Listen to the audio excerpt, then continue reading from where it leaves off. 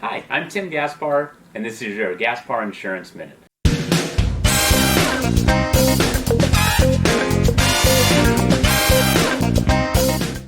So I wanted to take a minute to explain a concept, an idea if you will, for something called the green box.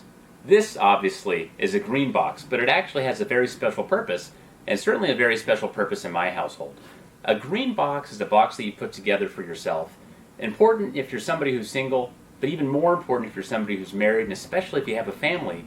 And basically, your green box is going to be a box that you put some really important documents in. And the purpose of this box is for everything to be together in one place if, God forbid, something was to happen to you.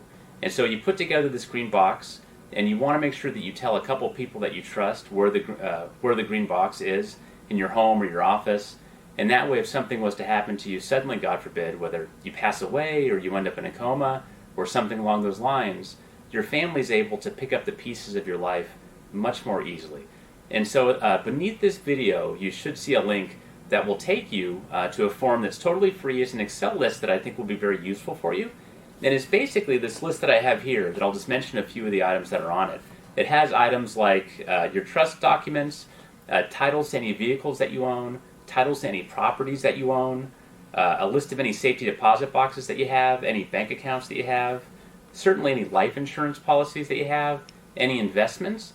But it's more than just the number stuff and the legal documents. It also on the checklist has an item like write a letter to your spouse, write a letter to your kids, write a letter to your grandkids. Because for any of us that have lost somebody close to them, there's always things that you're left wondering, things that maybe were left unsaid. And being able to write a letter while you're still alive to your loved ones, you just never know if that's something that will be maybe that person's most prized possession when you move on into the other world. And so I think this concept is something that would be enormously valuable to your family. It'll certainly make your family's life easier if, God forbid, something does happen to you.